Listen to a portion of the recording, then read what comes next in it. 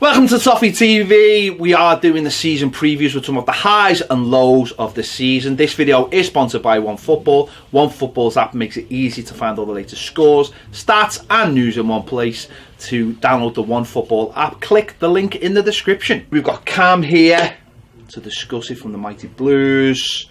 We are talking about the highs and lows of the season. Was there any highs? There's definitely some lows. Definitely. But it's got to be highs. Of course, there's got to be highs, hasn't it? Cam, let's start with what are your highs? The 17-day break. And that was your high. I like it. The form after the 17-day break. No, just listen to the results. Arsenal, the Chelsea, the second half in the Chelsea game. Seeing how obviously the team come out, Silva coming out after that game saying he said to the lads, listen, what we was doing in that first half, it wasn't what was done on the training ground. Coming out in the second and absolutely blathering them. Then that run of the games, obviously Arsenal, Chelsea, United, seeing that we can actually stand to these teams. We haven't got, in previous years, we've maybe gone and got a result and won a game against the top team, but I can't remember the last time we absolutely obliterated three of the best teams in the league within the matter of 5 weeks. Obviously standing up to Liverpool as well in 2 games, despite the shambles that was the Origi goal. The Tottenham game, last game of the season as well. The results, some of the results against the top sides for me really showed out where we're going and where Marco Silva wants to take us, and that we can stand to these teams. And listen, we've got to make improvements. We still need a striker, the 20 goal a season striker. We might need another centre midfielder, another centre half, a right back, but we're still stepping up to these sides. So for me, some of the results this season, the United game, proper high for me, massive high. Arsenal, Chelsea. You're just naming teams now, Cam. Come on, give me details. I want details. What were your feelings? Come on. Sigurdsson's goal against Leicester. There you go. That's a big high. What else? Put me on the spot here now. Well, we can come back to you. High for me was United, because Cam's right, and you're absolutely right. I said this at the time. Just beating these teams like we have in the past. But I can't remember for a number of years us absolutely pulverising them the way we did, in terms of controlling the game and passing it and popping it off and getting it, and we were just dominating. So much dominance in those games. United come to Goodison, we put 4 past them, it could have been 8. We beat Arsenal 1-0, it should have been 5. You know, we destroyed Chelsea. They're big highs, but other highs for me are the likes of Luca Dean coming in and Bernard coming in and playing the way they've played, because that to me gives me more belief in the process. But I think if you're just taking the biggest high of the season, I think when you beat Manchester United 4-0, as poor as they were, on top of what those other results were, makes it even better, because they weren't caught short by us being unexpected. We'd already drew at Liverpool, we beat Arsenal, we beat Chelsea when they got to Goodison. They knew, and the big thing is those one team was going for the league, they couldn't beat us. The other 3 teams were going for the top 4, and we beat all of them. So that to me would be the highs. I think couple of standouts. Boxing Day, going to Burnley, beating them 5-1. We just played Spurs, which I'm sure we'll talk about in a moment. We just played Spurs, one that, you know, I'm sure that'll be a low. And then you come into Boxing Day and think, oh, this is a tricky one, this. Burnley away, Boxing Day, no one fancies this. Oof, you know, if we don't get a good fixture, good result out of this fixture after the last few weeks we've had, you know, and you know, 1-0 up after a minute, 3-0 up after 20 minutes, and then we ended up, you know, we conceded a silly goal, but we ended up winning the game 5-1. And for the fans that went there, I'm sure it was a massive result, well, a massive game, because, you know, Boxing Day and everything as well. And it showed that when we want to play, we can play, and we played with 3 at the back, and that worked. And the 3 centre backs all did really well that day. It showed we could stand up to a different kind of football, and I think it just showed little signs of what we could be if we really got ourselves going. And you know, Richarlison put the ball in front of him, how good he could be, and everything just seemed to click that day. One of the only few days in that period where it did work, you know, certainly in December. So I think that was a massive one for me. Another one would be actually the derby at home. you know, the originals saying we're going to do this thing, we're gonna try and improve the atmosphere, going with the club, speaking with the club, introducing the siren to Z cars, and actually doing something at Goodison Park for the better of the atmosphere, without hearing the moans and groans of the normal, you know, people that cop against cop-out behaviour and all this kind of things, that every time someone before had gone in almost half-hearted. We've had campaigns before this where people had gone in half-hearted and almost done part of the job, but we were expecting everyone else to finish the job for them. Well, these lads went in there and said, no, we're going to do it. We're going to go speak to the club, we're going to do something. And if no one else joins in, we'll just keep going till almost like, and we'll do it for ourselves.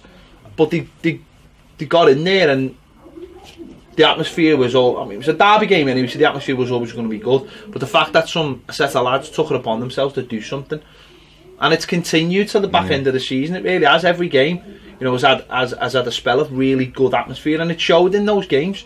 You know, you spoke about them then, Cam, about, you know, Arsenal, Chelsea, Man United. You know, even Burnley games seems come out in the first 20 minutes against Burnley, out 25 minutes, right on top of them, being, you know, getting 2-0 up and being really in their faces. And that's the kind of thing that wins your games early. You know, you get two goals up and then you can control the game. That's the kind of thing that sets the pace, sets the tone, instead of coming out in that early on in the season where it's people are sitting there arms folded waiting for something to happen, and it's slow and it says to the opposition, well, we can sit back and we can relax and we can get men behind the ball, we can get the crowd against the home team. So I think that for me was a real big positive.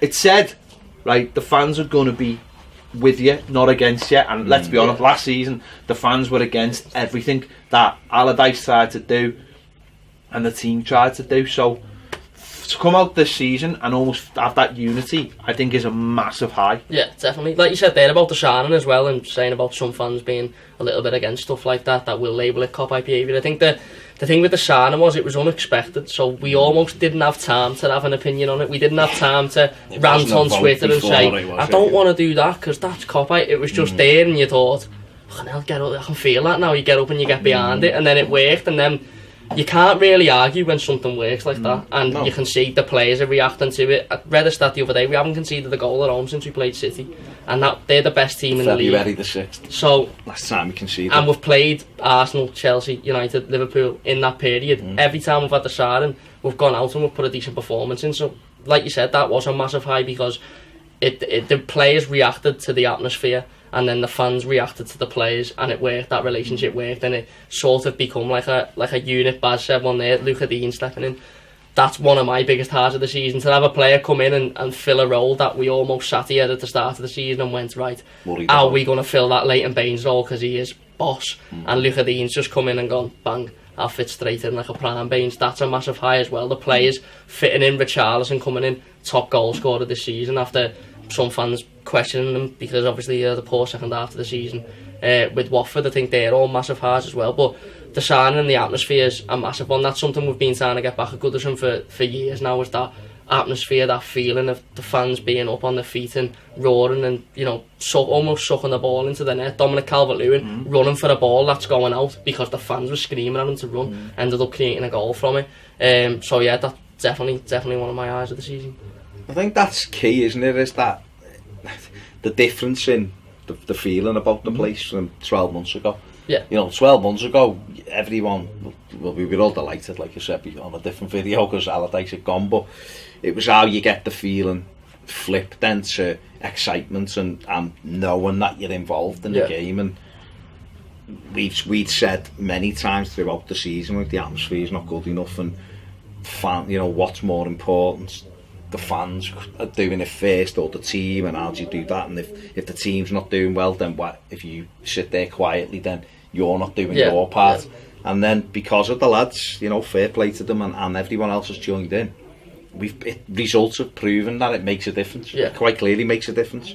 It's that if you're getting the crowd are behind you, as Seamus Coleman the thing, and it was like the energy's unbelievable when Goodison's like that, so it makes you go in for a tackle, or it makes you run that little bit harder, and like you said, Dom running and charging the goalie down and winning throw-ins and stuff, you know, and other players then from the opposition are like, they're not giving me a minute here. Then the crowd get up and then all of a sudden they're panicking. Whereas when Goodison's quiet, the away team comes and can just go, actually, we can just play our own game here because no one's in your ear. Whereas the Liverpool game and things like, we were seeing people slicing the ball out for throw-ins and just panicking and getting rid of it, and Chelsea and then that creates it again. So I think you're right, the lads have done massive with that. It's tangible as well, because people on the outside, you'll get all kinds of, well, we had it for most of the season, didn't we, with Allardyce? You'll get people saying, well, what's the you finished 8th last season, you finished 8th this season, so what? You can go, well, okay, stats wise, you can look at all the stats and you can break them down and go, we're better, we finished with higher points. But that's something that you can't tell people who are not involved at the club, who don't go to the matches, who don't watch Everton Football Club, who just look at where you finished in the table. You can't say to them, I mean, you can say to them, but they don't get that feeling. They don't know that feeling of going the match and understanding what it's like to be there and be part of your team. It's something that, a team not so million miles away from here have done really well, is that, and it's something that actually Evertonians buzzed off, the whole, going down to their stand and doing the whole arm in arm after a draw.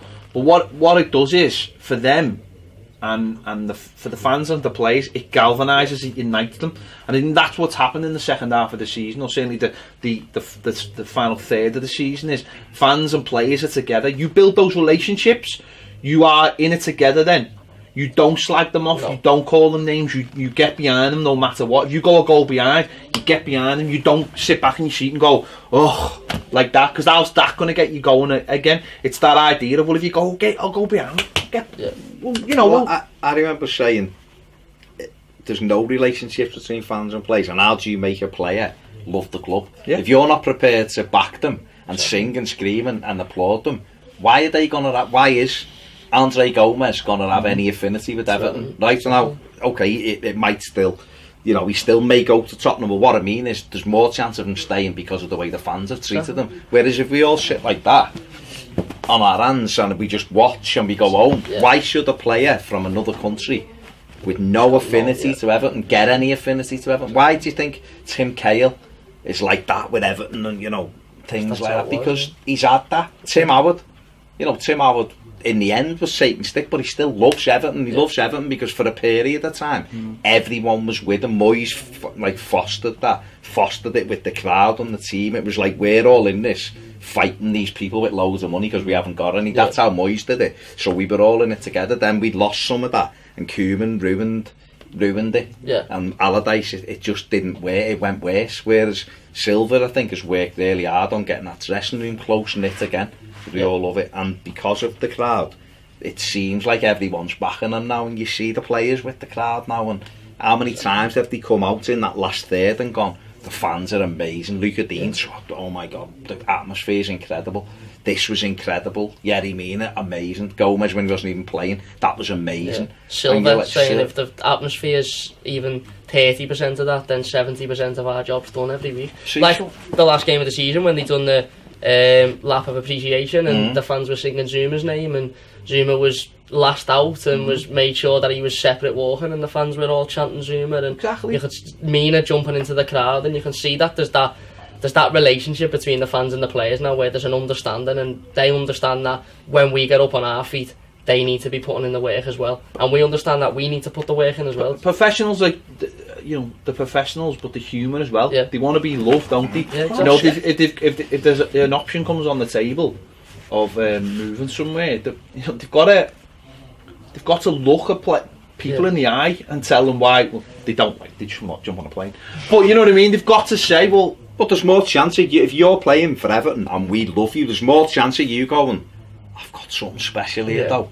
I don't know. Whereas if you're playing for Everton and you're not getting anything back, and someone goes, Pat, there's more money and a bigger, you go, yeah, I'll come to you. Where do I sign? I've got nothing here. There's nothing keeping me here. Whereas players, Cahill could have moved a few times, and Jack Elker could have gone to Arsenal about 3 times, and it was, I've got something here and I love this club and I love. People aren't going to just love a club because you put a shirt on and you have a game of footy, because every football club's got that. It's why it's like that. Fucking them bastards. That's why people love them because of the atmosphere. No, but they do. No, because of they buy into it, and that's why some clubs won't have it. Like I get the feeling with Chelsea that it's very cold, and they look and just go, I'll put a shirt and I'll play, and then I'll go when I get the next club. I want Everton to be, my God, this crowd are amazing. I love this club. I love it. Whereas I don't want people to go, they paid me good wages, but I'm not asking them. And ultimately, when you're trying to build a team and things take a little bit of time, and you don't want to be that team who's, you know, one step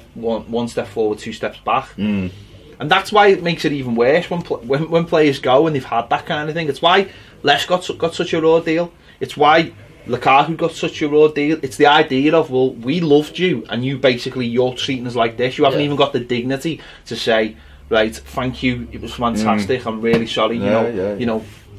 It's what, you know. It's we've seen players in the past. It's what Rooney's the famous thing of, you know, we hate you so much because we love you so much. That kind of thing, as we give you and you walked out on us, you couldn't even give us the dignity. And you're right, people like Tim Cahill, they wouldn't have left at his peak because I don't think he could have looked any Evertonian in the eye, because he just loved the place. Got to make a place. It's a place of work that you go to Finch Farm 5-6 days a week and then go and play a game of football. You've got to love it. You've got to love knowing that you bounce in there. And it's funny because I think when we seen the Man City documentary, one of the things was everyone probably thought this is a cold team, you know, it's all about money. And then you looked and you're like, fucking hell, these love this club. They put the flag up when they go away. They make it a place. You've seen that Bradley. I know he's a bit of but some people are like, look at this. I think it's dead funny. I do. And I think it's brilliant because he's a City fan. He's a City fan.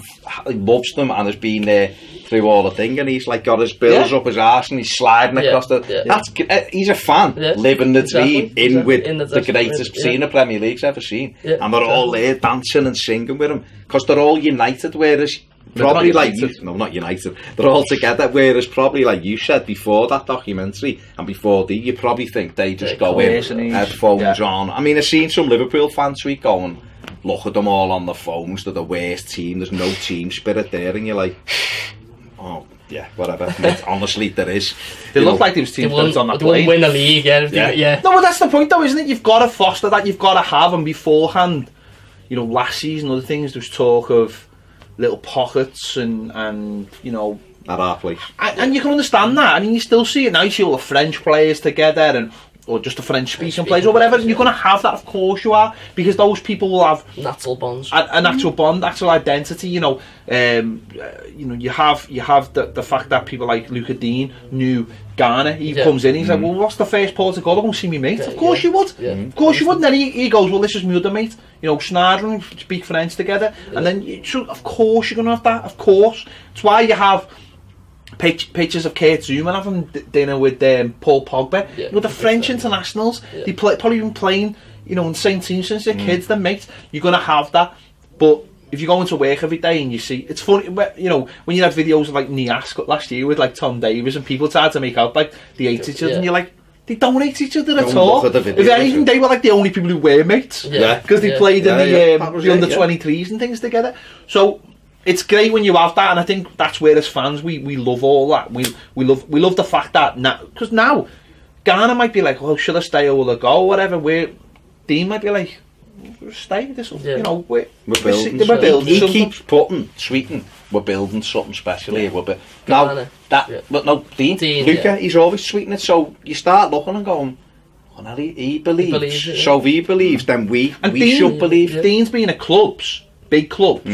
Where he might have just been on the fringes and he might have gone, oh, it's just that player, which is fine, you can understand that. That sometimes gets lost at big clubs. I'm not saying they don't have the favourites, but it might be, if you're on the bench, when you're used to maybe a bit of conveyor belt, this might be the first club since he was at Lille, that he's like, well, these absolutely love me. I'm just a left back. I'm used to like everyone adoring Messi, because you would. But it's like, I'm a left back and everyone loves. But that's Everton, isn't it? I mean, a lot of clubs like that in the Premier League have that culture of finding someone and just loving them, because if you're doing your job and you do it well, we're gonna you know what? And the other thing with that is because we've got that ambition and they can see stuff ahead of it, which is obviously being set out. You're gonna go, you know what? These love me. I enjoy it. Finch Farm's great to have a good laugh. They always seem to be made up. you know, and we're going forward as well. And we got a manager that they all love Marco Silva. They all love him. Yeah. And I think he's got one of those things that he's probably got Pochettino's probably got as well, and Pep's got it. Whereas the lads who aren't playing still love the manager. Yeah. Do you understand? Because of the way he treats. Well, it's the way he treats them. I think Snyder's the biggest case of that, isn't he? You know, he's having a hard time, and Silva put his arm round him, and he's come back in and he's delivered when he's had to. Whereas other times he's come in, we couldn't be arsed with him. But you see that in training every day on those videos. Yeah. He'll come over and put his arm around someone and have a little chat. It's like some people making a big deal out of Pep Guardiola going over to Sterling after the FA Cup and having a chat with him. But that's amazing though, because Sterling's, people are like, oh, can't he just let him out? For him, he might have been going, you know, that might be, he talks from such an intense way. Yeah. And Sterling, Sterling probably looks at it like this, and Sterling's like, yeah, before you came, my career was like that. Now I'm up here, and now because I'm up here, I'm the best player in England. Well, one of the best players in England. I've got people now start to listen to me about stuff off the pitch. I'm credible. People like me. Profiles, you know. Whereas beforehand, he was the bad boy and all this and all that. And if he'd be like, he'd be listening to him going, "Hell, mate, if you think I need to do a bit extra," and he is prepared to give that extra, then he can only become a better player. In that take the ball, pass the ball. Alves said that he jumped off a building if he told me to. Yeah. Because that's how much he invests in you, that you listen. So you could see Sterling going, and he's like, and you go, oh yeah, because he is a bit mad, but you've got to be a genius. You have got to be a little. He has to pass that knowledge on, doesn't he? Because if he forgets it, then it could come back next season at some point. Exactly, and you only get better by telling people when you're at your best bit. Yeah, to go, of course. Right, we have to do the lows. There wasn't any, but that's all right because this will be short. There wasn't many. But I think are we just going to say the Merseyside derby at Anfield? Yeah, off the top of my head, Spurs. Jack's getting sent off day one was nonsense and pissed me off. Richarlison getting sent off. You know what? Losing at Arsenal was a bit of a low. Yeah. Because I thought we played so well to get a win. That when we lost, even though I wasn't at the stage where I'm like, we're shite, because we come in here and we were like, we've seen loads of good signs there. It was still like, we should have won that game. We've got to stop doing this. Old Trafford, we should have won. Yeah, Old Trafford. But obviously, listen, the derby was horrendous because of the time it happened and everything. It was, and because, like you said before, we should have won. Yeah. We had opportunities, maybe, to win the game. Well, we did. Gomez had that header. Sigurdsson hit the post on the follow.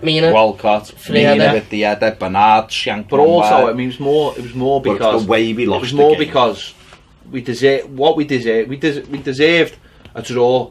And we had chances to win, which very rarely happens. Yeah. And then to lose on such and the way we lost a stupid thing, which not only did we lose, but it allowed them to put something over us, to laugh, you know, the old Pickford things that they've been going on about. It allowed them to bring all them out. It got the ball rolling for them to go on and come second. Very close.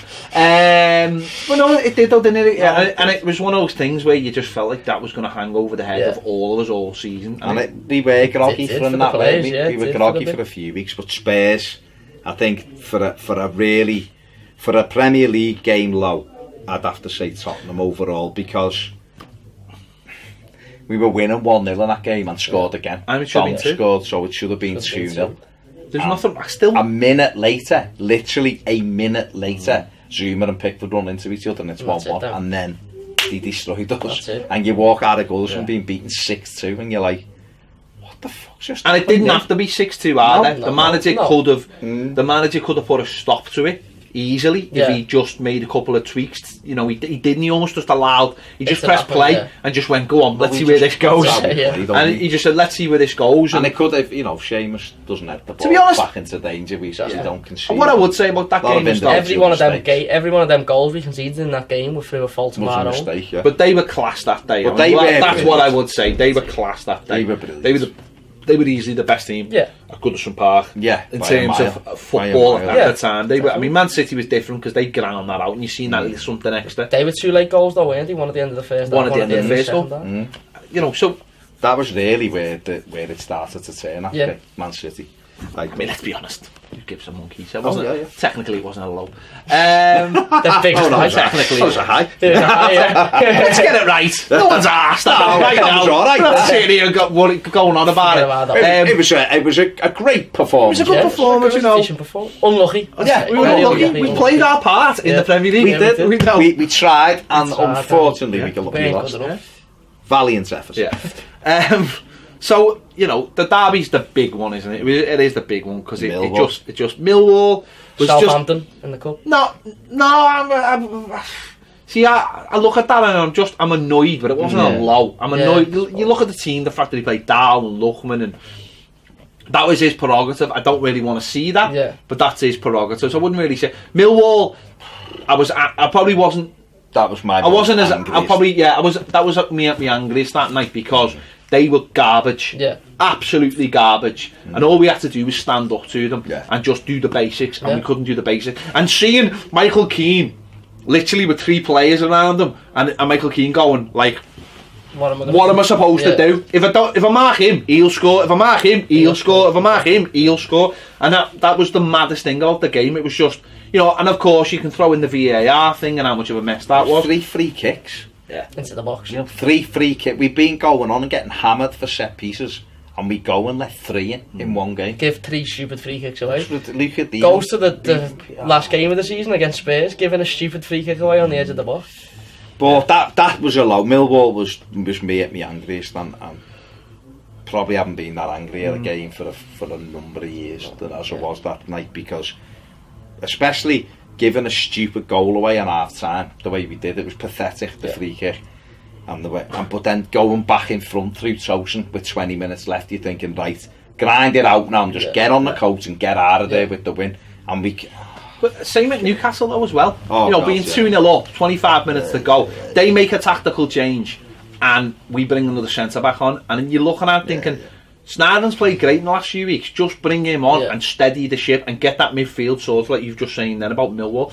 Get that midfield sorted, and he made just a weird decision to try and, you know, instead of cutting the sauce off, he said, "Well, we'll deal with it," and we didn't deal with it because Mina, who always needs 10 minutes, like it doesn't matter what game it is, he needs 10 minutes, and in that 10 minutes, it's Bambi on ice for 10 minutes. It is, isn't it? And then he's like suddenly becomes an international footballer. It's like it's mad, isn't it? You know, he goes from being, you know, one thing to a completely the opposite thing. Well, we've said it many times, but Schneidlin should have been a sub that come on in that game as well. Definitely. Especially when it went 2-1.